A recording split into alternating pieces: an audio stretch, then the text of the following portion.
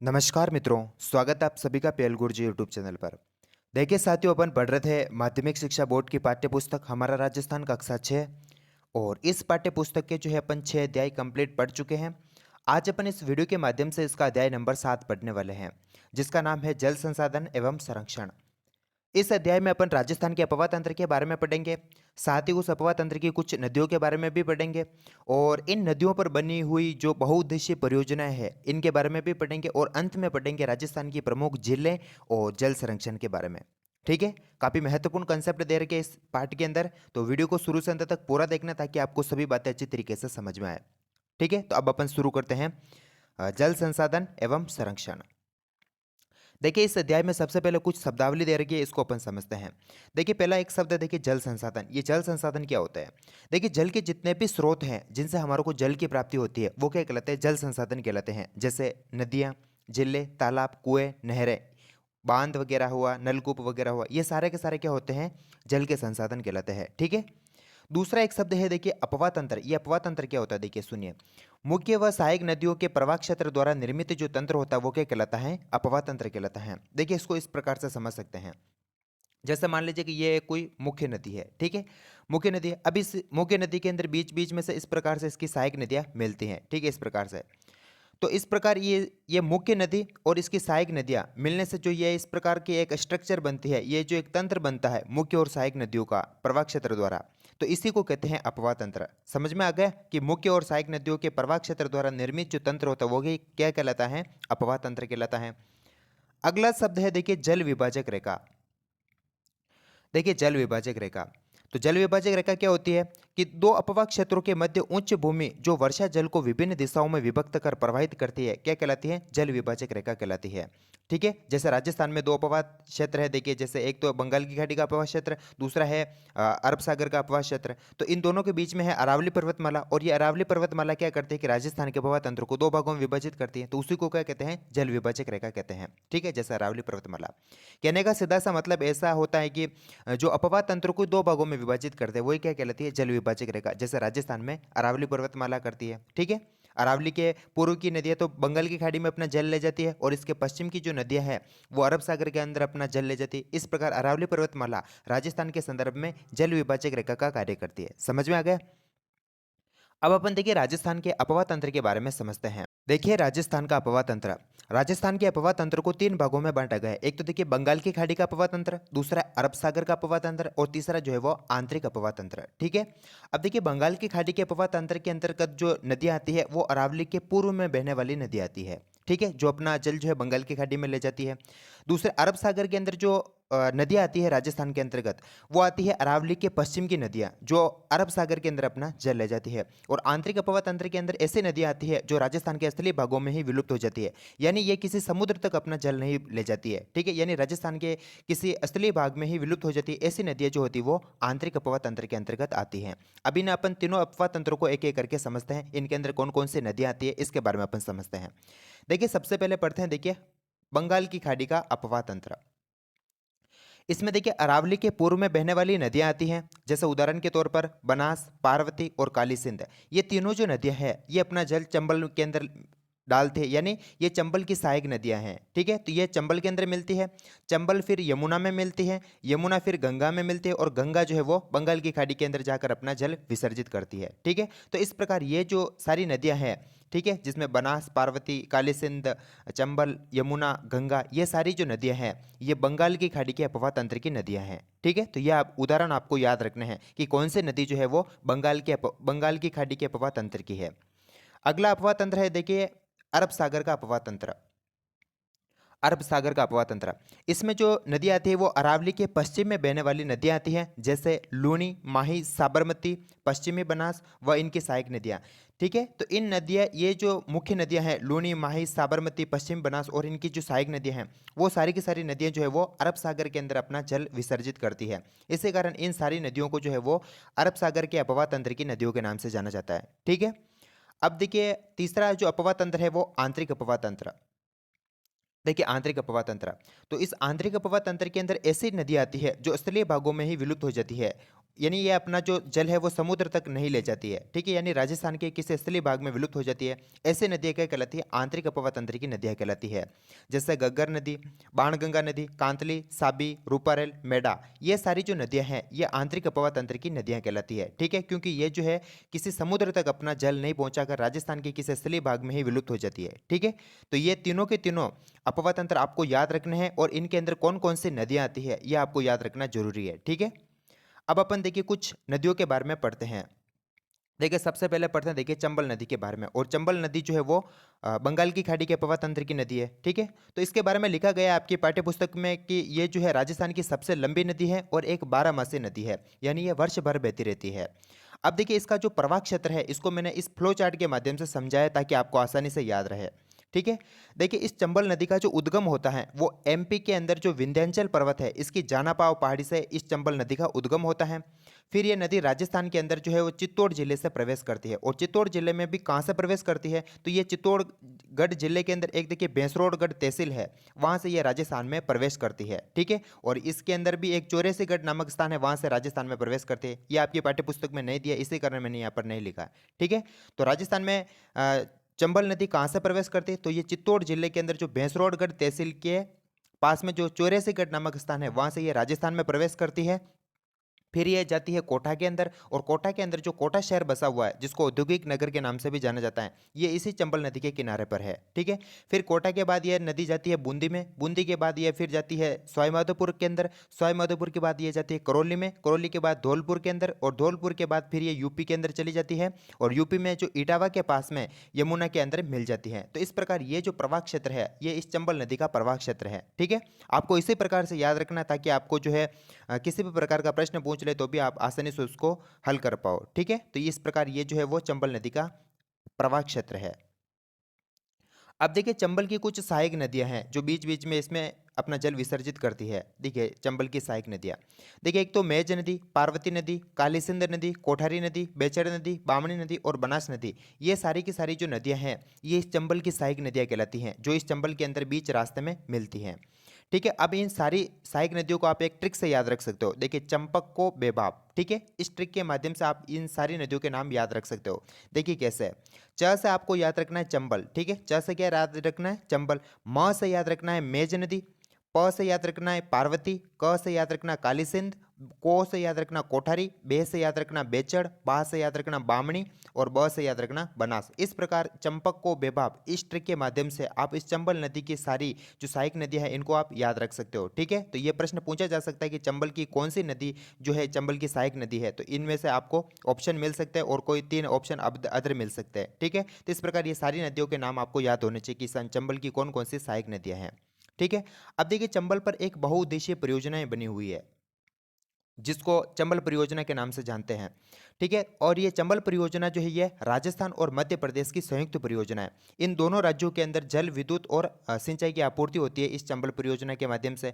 और इस चंबल परियोजना के तहत चंबल नदी पर 4 बांध बने हुए हैं। कितने बांध बने हुए हैं? 4 बांध बने हुए हैं। अब ये चारों बांध कहाँ कहाँ पर बने हुए हैं इसको अपन समझते हैं। देखिए चारों बांधों को मैंने इस प्रकार से समझाया। देखिए देखिए इस पर पहला बांध बना हुआ है गांधी सागर बांध, और ये गांधी सागर जो बांध है ये मध्य प्रदेश के मंदसौर के अंदर बना हुआ है चंबल नदी पर, ठीक है। फिर दूसरा बांध बना हुआ है राणा प्रताप सागर, और ये चित्तौड़ के अंदर बना हुआ है राजस्थान के अंदर। और फिर तीसरा बांध बना हुआ है इस पर जवाहर सागर जो कि कोटा में बना हुआ है, और चौथा जो बांध बना हुआ है इस पर कोटा बैराज जो कि ये भी कोटा के अंदर। इस प्रकार ये जवाहर सागर और कोटा बैराज ये दोनों ही कोटा के अंदर बने हुए हैं, और राणा प्रताप सागर जो ये चित्तौड़ के अंदर बना हुआ है, ठीक है। तो इस प्रकार चंबल परियोजना के तहत राजस्थान के अंदर जो है चंबल नदी पर 3 बांध बने हुए हैं, और एक बांध जो है ये मध्य प्रदेश के अंदर बना हुआ है, ठीक है। तो इस प्रकार ये चंबल परियोजना आपको याद रखनी है, और इतनी सी बातें जो आपको चंबल नदी के बारे में याद रखनी है, ठीक है। ये बात आपकी पाठ्य पुस्तक में दे रखी है। अब अपन देखिए अगली नदी के बारे में पढ़ते हैं, बनास के बारे में। और ये बनास जो है वो चंबल नदी की एक सहायक नदी है, ठीक है। तो ये भी एक बंगाल की खाड़ी के अपवा तंत्र की नदी है। तो ये देखिए एक मौसमी नदी है, यानी जब बारिश होती है तो ये नदी आती है, बाकी ये वर्ष भर जो है सूखी पड़ी रहती है, ठीक है। तो इस प्रकार ये एक मौसमी नदी है। पूर्णतः राजस्थान में बहने वाली सबसे लंबी नदी जिसकी लंबाई है 480 किलोमीटर। देखिए प्रश्न इस प्रकार बनता है कि राजस्थान की सबसे लंबी नदी कौन सी है, तो वो है चंबल। लेकिन पूर्णतः राजस्थान में बहने वाली सबसे लंबी नदी कौन सी है, तो आपको सही करना है वहां पर बनास नदी। ठीक है, पूर्णतः राजस्थान में बहने का तात्पर्य होता है कि जिसका उद्गम भी राजस्थान में होता है और जो इसका विसर्जन यानी जो जिसका समापन भी राजस्थान में होता है, तो वो कौन है, बनास। इस प्रकार पूर्णतः राजस्थान में बहने वाली सबसे लंबी नदी कौन सी है, तो बनास है और इसकी लंबाई दे रखी है 480 किलोमीटर। ठीक है, तो ये बात आपको याद रखनी है। अब देखिए इसके प्रवाह क्षेत्र को अपन समझते हैं। देखिए इसको भी मैंने इस फ्लो चार्ट के माध्यम से समझाया। देखिए इस बनास नदी का जो उद्गम होता है वो देखिए राजसमंद जिले के अंदर जो कुंभलगढ़ के पास में जो खमनोर की पहाड़ियां हैं वहां से इस बनास नदी का उद्गम होता है। ठीक है, तो राजसमंद की खमनोर की जो पहाड़ियां हैं वहां से इस चंबल नदी का उद्गम होता है। फिर ये जाती है चित्तौड़गढ़ के अंदर, चित्तौड़गढ़ के बाद ये भीलवाड़ा के अंदर जाती है और भीलवाड़ा के बाद ये टोंक के अंदर जाती है और टोंक के अंदर जो टोंक शहर बसा हुआ है, ये टोंक शहर इसी बनास नदी के किनारे पर बसा हुआ है। फिर ये टोंक के बाद ये नदी जो है वो सवाई माधोपुर के अंदर चली जाती है और रामेश्वर घाट के पास में ये चंबल के अंदर मिल जाती है। ठीक है, और सवाई माधोपुर के अंदर जो सवाई माधोपुर शहर बसा हुआ है ये इसी बनास नदी के किनारे पर बसा हुआ है। ठीक है, तो इस प्रकार ये बनास नदी का जो है आपको प्रवाह क्षेत्र आपको याद रखना है। ठीक है, अब देखिए इस बनास नदी की भी कुछ सहायक नदियां दे रखी है कि एक मैनाल, कोठारी, बेचड़ और खारी, ये 4 नदियां जो है इस बनास नदी की सहायक नदियां हैं। ये आपकी पाठ्य पुस्तक में दे रखा है। ठीक है, अब देखिए इस बनास नदी पर एक बहुउद्देशीय परियोजनाएं हैं जिसको बिसलपुर बांध परियोजना के नाम से जानते हैं। ठीक है, बिसलपुर परियोजना के नाम से।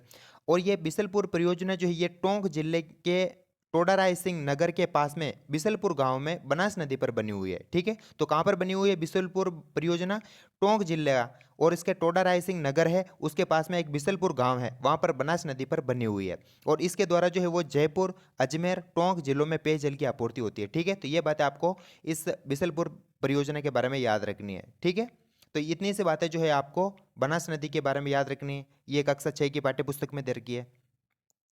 अब देखिए अगली नदी है अपनी लूनी नदी। ठीक है, अब अपन लूनी नदी के बारे में समझते हैं। देखिए लूनी नदी, और ये लूनी नदी जो है ये अरब सागर के अफवाह तंत्र की नदी है। ठीक है, जैसा कि अपन ऊपर पढ़ लिया है। अब इस लूनी नदी का जो प्रवाह क्षेत्र है इसको मैंने इस फ्लो चार्ट के माध्यम से समझाया ताकि आपको आसानी से याद रहे। ठीक है, देखिए इस लूनी नदी का उद्गम किस प्रकार हो रहा है। देखिए ये है अजमेर जिला। ठीक है, ये गोल गोल जो बना रखा है ये है अजमेर जिला। कौन सा जिला है, अजमेर जिला। और देखिए इस अजमेर जिले में यहाँ पर है देखिए नागपाड़, और इस नागपाड़ से एक जलधारा निकलती है जिसको सागरमती जलधारा के नाम से जानते हैं। ठीक है, और ये सागरमती जलधारा जो है ये अजमेर के अंदर गोविंदगढ़ के पास में आती है और इस सागरमती धारा के अंदर एक जलधारा और मिल जाती है जिसको कहते हैं सरस्वती जलधारा। ठीक है, तो इस प्रकार अजमेर के अंदर जो गोविंदगढ़ है इसमें सागरमती और सरस्वती जलधारा के मिलने से एक नदी का निर्माण होता है और उसी नदी को जो है गोविंदगढ़ के बाद में लूनी नदी के नाम से जाना जाता है। समझ में आ गया कि सागरमती और सरस्वती जलधारा जो कि अजमेर के गोविंदगढ़ के पास में मिलती हैं इससे एक नदी का निर्माण होता है और उसी नदी को जो है वो लूनी नदी के नाम से जाना जाता है। तो इस प्रकार गोविंदगढ़ से पहले इनको सागरमती और सरस्वती जलधारा के नाम से जाना जाता है, लेकिन गोविंदगढ़ के बाद में ये दोनों जलधाराएं मिलती हैं फिर इसको लूनी नदी के नाम से जाना जाता है। इस प्रकार गोविंदगढ़ के बाद में इस नदी का नाम लूनी नदी है। ठीक है, अब देखिए ये लूनी नदी जो है अजमेर से निकलने के बाद ये नागौर के अंदर जाती है, नागौर के बाद फिर ये पाली में जाती है, पाली के बाद ये जोधपुर में, जोधपुर के बाद ये बाड़मेर में, और बाड़मेर के बाद ये जालोर जिले के अंदर बहते हुए गुजरात के अंदर जो कच्छ की खाड़ी है उसके अंदर जाकर मिल जाती है। ठीक है, तो इस प्रकार देखिए यहाँ पर एक महत्वपूर्ण प्रश्न बनता है कि जो ये लूनी नदी है ये बाड़मेर जिला है। देखिए बाड़मेर जिला के अंदर एक बलोत्रा शहर है। इस बलोत्रा शहर से पहले तो इस लूनी नदी का पानी जो होता है वो मीठा होता है और इस बलोत्रा शहर के बाद जो है इस नदी का जो पानी होता है वो खारा होता है। इसी कारण इस लूनी नदी को आधी खारी और आधी मीठी नदी के नाम से जाना जाता है। ठीक है, तो इस प्रकार ये इसका प्रवाह क्षेत्र आपको याद रखना है कि अजमेर के अंदर जो है नागपाड़ से सागरमती जलधारा निकलती है और सागरमती जलधारा के अंदर जब सरस्वती जलधारा मिलती है गोविंदगढ़ के पास में तो इसको लूनी नदी के नाम से जाना जाता है। फिर ये नदी नागौर, पाली, जोधपुर, बाड़मेर और जालोर जिलों में बहते हुए गुजरात के अंदर कच्छ की खाड़ी में मिल जाती है। और बाड़मेर के अंदर जो बलोत्रा शहर है इससे पहले इस नदी का पानी मीठा होता है लेकिन इसके बाद में इस नदी का पानी खारा हो जाता है। इसी कारण लूनी नदी को आधी खारी और आधी मीठी नदी के नाम से जाना जाता है। ठीक है, तो ये बात आपको याद रखनी है इसके प्रवाह क्षेत्र से संबंधित। ठीक है, और ये किन किन जिलों से ये नदी जो है बहती है और किस प्रकार बहती है। ठीक है, तो इस प्रकार ये सारा का सारा इसका प्रवाह क्षेत्र आपको याद रखना है। अब देखिए इस लूनी नदी की कौन कौन सी इसकी सहायक नदियाँ इसको अपन समझते हैं। देखिए इस लूनी नदी की सूकड़ी, मीठड़ी, बांडी, खारी, जवाई, जोजड़ी, लीलड़ी, गुहिया और सागी, ये सारी की सारी जो नदियाँ हैं इसकी सहायक नदियाँ हैं, ठीक है। और इन सभी सहायक नदियों को आप एक ट्रिक से याद रख सकते हो। देखिए ये ट्रिक कुछ इस प्रकार है। सूमी, बांका और जजोली गुस्सा, ठीक है। देखिए मान लीजिए कि सूमी, बांका और जजोली नाम की मान लीजिए कि कोई भी तीन लड़कियां हैं, वो क्या कर रही है, गुस्सा कर रही है, ठीक है। तो इस प्रकार सूमी, बांका, जजोली क्या कर रही है, गुस्सा कर रही है। तो इस ट्रिक से आप जो है इस सभी नदियों के नाम आप याद रख सकते हो लूनी नदी की, ठीक है। अब देखिए किस प्रकार याद रख सकते हैं। सू से याद रखना सुगड़ी नदी, मी से याद रखना मीठड़ी, बा से याद रखना बांडी, खा से याद रखना खारी, ज से याद रखना जवाई, जो से याद रखना जोजड़ी, ली से याद रखना लीलड़ी, गो से याद रखना गुहिया और सा से याद रखना सागी। तो इस प्रकार सूमी, बांका और जजोली गुस्सा, ठीक है। इस ट्रिक से आप जो है इस लूनी नदी की सभी सहायक नदियों को याद रख सकते हो, ठीक है। अब अपन देखिए अगली नदी के बारे में पढ़ते हैं जो कि माही नदी है। देखिए माही नदी के बारे में समझते हैं कि इसका उद्गम कहाँ पर होता है और इसका समापन कहाँ पर होता है। देखिए माही नदी का जो उद्गम है ये मध्य प्रदेश के अंदर जो विंध्याचल पर्वत की अमरोरू पहाड़ियाँ हैं, इन अमरोरू पहाड़ियों के अंदर एक झील है जिसका नाम है महंद झील, वहाँ से इस माही नदी का उद्गम होता है। और फिर यहाँ से निकलने के पश्चात ये नदी जो है राजस्थान के अंदर बांसवाड़ा जिले के अंदर एक खांडू ग्राम है, वहाँ से ये राजस्थान में प्रवेश करती है, ठीक है। तो माही नदी राजस्थान में कहाँ से प्रवेश करती है, बांसवाड़ा जिले के खांडू ग्राम से राजस्थान में प्रवेश करती है। फिर ये बांसवाड़ा जिले में बहने के पश्चात ये नदी डूंगरपुर के अंदर जाती है और डूंगरपुर के अंदर इस नदी के अंदर दो नदियां और मिलती हैं, सोम और जाखम, और ये मिलती है वेणेश्वर धाम के पास में, ठीक है। तो इस प्रकार डूंगरपुर के अंदर वेणेश्वर धाम के पास में माही, सोम और जाखम, इन तीन नदियों का त्रिवेणी संगम होता है। कहाँ पर होता है, ये डूंगरपुर जिले के अंदर होता है, ठीक है। फिर यहाँ से यह नदी वापस गुजरात के अंदर चली जाती है और गुजरात के अंदर जाकर खंबात की खाड़ी के अंदर जाकर विलुप्त हो जाती है, ठीक है। तो इस प्रकार ये माही नदी का प्रवाह क्षेत्र है, इसको आपको याद रखना है। अब देखिए इस माही नदी पर एक बहुउद्देशीय परियोजना बनी हुई है जिसका नाम है माही बजार सागर परियोजना, ठीक है। क्या नाम है उसका, माही बजार सागर परियोजना। और ये योजना जो है ये राजस्थान और गुजरात की संयुक्त परियोजना है। इसके द्वारा दोनों राज्यों के अंदर जल, विद्युत और सिंचाई की आपूर्ति होती है और ये बांसवाड़ा जिले के अंदर जो है माही नदी पर बनी हुई है, ठीक है। तो इतनी सी बातें जो है ये आपको माही नदी के बारे में याद रखनी है। अब देखिए अगली जो नदी है वो बाणगंगा, ठीक है, बाणगंगा। देखिए इस बाणगंगा नदी को जो है वो अर्जुन की गंगा के नाम से भी जाना जाता है, ठीक है। अब इसके प्रवाह क्षेत्र के बारे में समझते हैं। देखिए इस बाणगंगा नदी का जो उद्गम है ये जयपुर के अंदर जो बैराट की पहाड़ी है यहाँ से इसका उद्गम होता है। फिर ये जयपुर से निकलने के पश्चात ये दौसा के अंदर जाती है और दौसा के बाद फिर ये भरतपुर के अंदर जाती है और भरतपुर के अंदर जो है ये गना पक्षी राष्ट्रीय उद्यान में नम भूमि का निर्माण करती है। यानी ये अर्जु बाणगंगा जो नदी है ये भरतपुर के अंदर गना पक्षी राष्ट्रीय उद्यान से होकर गुजरती है, जिसके कारण इस गना पक्षी राष्ट्रीय उद्यान के अंदर नम भूमि का निर्माण करती है, ठीक है। फिर भरतपुर के बाद ये यूपी के अंदर जाकर यमुना के अंदर मिल जाती है, ठीक है। तो इस प्रकार इतनी सी बातें आपको जो है इसके बारे में याद रखनी है बाणगंगा नदी के बारे में। अगली नदी है देखिए गग्गर नदी, और गग्गर नदी जो है वो आंतरिक प्रवाह क्षेत्र की नदी है, ठीक है। देखिए इसको प्राचीन सरस्वती नदी का अवशेष माना जाता है, ठीक है। जो सिंधु सभ्यता काल के अंदर जो सरस्वती नदी थी उसका अवशेष इस गगर नदी को माना जाता है, ठीक है। दूसरी बात याद रखने की इसका प्रवाह क्षेत्र क्या है। तो देखिए इस गगर नदी का जो उद्गम है वो होता है देखिए हिमाचल प्रदेश, एचपी का मतलब याद रखना आपको हिमाचल प्रदेश, ठीक है। तो इसका उद्गम होता है हिमाचल प्रदेश के अंदर हिमालय की शिवालिक की पहाड़ियों के अंदर इसका उद्गम होता है, ठीक है। ये कालका के पास में शिवालिक की पहाड़ियां हैं हिमाचल प्रदेश के अंदर, वहां से इस गगर नदी का उद्गम होता है। फिर वहां से निकलने के पश्चात ये नदी जो है वो राजस्थान के अंदर हनुमानगढ़ जिले से प्रवेश करती है और हनुमानगढ़ जिले में भी कहाँ से प्रवेश करती है। तो देखिए हनुमानगढ़ जिले के अंदर एक टिब्बी कस्बा है, कौन सा कस्बा है, टिब्बी कस्बा है, वहां से ये राजस्थान में प्रवेश करती है। फिर हनुमानगढ़ जिले के अंदर बहने के पश्चात ये नदी जो है वो गंगानगर जिले के अंदर जाकर विलुप्त हो जाती है। देखिए कक्षा 6 की पाठ्य पुस्तक में यही तक दे रखा है कि यह नदी जो है वो हिमाचल प्रदेश के अंदर शिवालिक की पहाड़ियों से इसका उद्गम होता है, हनुमानगढ़ जिले के अंदर बहने के पश्चात ये गंगानगर के अंदर जाकर विलुप्त हो जाती है, ठीक है। बाकी कभी कभी जो इसका पानी पाकिस्तान के अंदर फोर्ट अब्बास तक भी जाता है, ठीक है, जब इसमें नदी के अंदर पानी की आवक ज़्यादा होती है। तो लेकिन ये बातें कक्षा 6 की पाठ्य पुस्तक में नहीं दे रखी है, ठीक है। तो ये प्रवाह क्षेत्र आपको गगर नदी का याद रखना है। अब देखिए अपन बहुउद्देशीय परियोजना के बारे बहुउद्देशीय परियोजना से तात्पर्य होता है कि ऐसी परियोजनाएं जो एक साथ बहुत सारे उद्देश्यों को पूरा करे वो क्या कहलाती है, बहुउद्देशीय परियोजनाएं कहलाती है। जैसे नदियों पर बांध बनाकर कई उद्देश्यों को पूरा करना। जैसे देखिए नदियों पर जब बांध बनाया जाता है तो इससे देखिए एक तो पेयजल की भी आपूर्ति हो जाती है, सिंचाई की भी आपूर्ति हो जाती है और विद्युत की भी आपूर्ति हो जाती है। तो इस प्रकार एक योजना से कई उद्देश्य पूरा हो रहा है यहाँ पर, इसी कारण इस प्रकार की योजनाओं को कहते हैं बहुउद्देशीय परियोजना। और भारत के प्रथम प्रधानमंत्री थे जवाहरलाल नेहरू, इन्होंने इन बहुउद्देशीय परियोजनाओं को आधुनिक भारत के मंदिर कहा है। ठीक है, तो यहाँ से प्रश्न बन सकता है कि बहुउद्देशीय परियोजनाओं को आधुनिक भारत के मंदिर किसने कहा था, तो ये भारत के प्रथम प्रधानमंत्री जवाहरलाल नेहरू ने कहा था। ठीक है, अब देखिए अपन कुछ बहुउद्देशीय परियोजनाओं के बारे में समझते हैं। तो बहुत सारे को तो अपन पढ़ चुके हैं नदियों के साथ ही, जैसे चंबल परियोजना, माही बजार सागर परियोजना, बिशलपुर बांध परियोजना।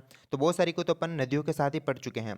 अब बची हुई कुछ और परियोजना है, इनको भी अपन पढ़ते हैं। देखिए देखिए एक बहुउद्देशीय परियोजना है, देखिए सरदार सरोवर परियोजना। और ये सरदार सरोवर परियोजना जो है ये गुजरात में नर्मदा नदी पर बनी हुई है।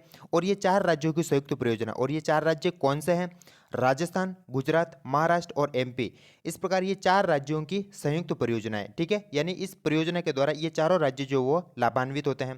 और राजस्थान में बाड़मेर और जालौर में सिंचाई और पेयजल की आपूर्ति होती है इस सरदार सरोवर परियोजना के माध्यम से। ठीक है, अगली देखिए एक बहुउद्देशीय परियोजना है जवाई परियोजना। और ये जवाई परियोजना जो है वो पाली में जवाई नदी पर बनी हुई है। एक है देखिए मानसी वाकल परियोजना, ये उदयपुर के अंदर मानसी वाकल नदी पर बनी हुई है। एक परियोजना देखिए सोम कमला अंबा, ठीक है, और ये डूंगरपुर में सोम नदी पर बनी हुई है। ठीक है, कहाँ पर बनी हुई है? डूंगरपुर में सोम नदी पर बनी हुई है। एक देखिए जाखम परियोजना, ये जाखम परियोजना जो है ये प्रतापगढ़ में जाखम नदी पर बनी हुई है। ठीक है, तो इस प्रकार इन परियोजनाओं के नाम, ये कहाँ पर स्थित है, किस नदी पर स्थित है, ये सारी बातें आपको याद रखनी है। ठीक है, यहाँ से प्रश्न बन सकता है। ये अब अपन पढ़ते हैं राजस्थान में प्रमुख जिले और जल संचयन के बारे में। ठीक है, तो इसमें सबसे पहले पढ़ते हैं देखिए उदयपुर के बारे में कि उदयपुर में कौन कौन सी जिले हैं। तो राजस्थान में सबसे ज़्यादा जो जिले हैं वो उदयपुर के अंदर है, इसी कारण उदयपुर को जिलों की नगरी के नाम से जाना जाता है। अब देखिए उदयपुर में कौन कौन से जिले हैं, तो देखिए एक जिले है उदय सागर जिले, दूसरी है देखिए जयसमंद झील। तो ये सभी जिले जो है वो उदयपुर में है। अब देखिए जयसमंद झील के बारे में 2-3 बातें आपको याद रखनी है कि जयसमंद जो झील है ये विश्व की सबसे बड़ी मीठे पानी की मानव निर्मित झील है। ठीक है, दूसरी बात याद रखना कि ये उदयपुर में गोमती नदी पर बनी हुई है। तीसरी बात याद रखना कि इस जयसमंद झील का जो निर्माण मेवाड़ के महाराणा जयसिंह जी ने करवाया था 1687 से 1691 के बीच में। ठीक है, तो ये 3 बातें आपको जयसमंद झील के बारे में याद रखनी कि इसका निर्माण मेवाड़ के महाराणा जयसिंह जी ने करवाया था 1687 से 1691 के बीच में। ये गोमती नदी पर बनी हुई है। और तीसरी बात याद रखना है कि इसमें ये विश्व की सबसे बड़ी मीठे पानी की मानव निर्मित झील है। ठीक है, अब देखिए उदयपुर के अंदर और भी कौन कौन सी जिले हैं और इनको जोड़ने वाले सेतु कौन कौन से हैं, तो इसको अपन समझते हैं। देखिए सेतु से तात्पर्य होता है कि ऐसी कौन सी जिले हैं जो आपस में जुड़ी हुई है, तो आपस में जुड़े होने को कहते हैं सेतु। ठीक है, तो देखिए उदयपुर में एक झील है जन्ना सागर झील। क्या कहते हैं? जन्ना सागर झील, जिसको बड़ी तालाब के नाम से भी जाना जाता है। इस बड़ी तालाब का जो पानी आता है वो फतेह सागर में आता है। फिर फतेह सागर जो है वो स्वरूप सागर से जुड़ा हुआ है, यानी इनके बीच में ये सेतु है। ठीक है, आपस में जुड़े होने का मतलब होता है सेतु। तो फतेह सागर और स्वरूप सागर के बीच में देखिए ये सेतु है।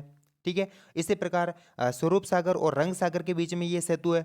और रंग सागर का जो है देखिए कुमारिया तालाब और अमरकुंड के साथ में सेतु है। तो इस प्रकार रंग सागर के जो है 3 जिलों के साथ ये सेतु बनाता है। देखिए रंग सागर जो है देखिए स्वरूप सागर के साथ भी सेतु बनाता है।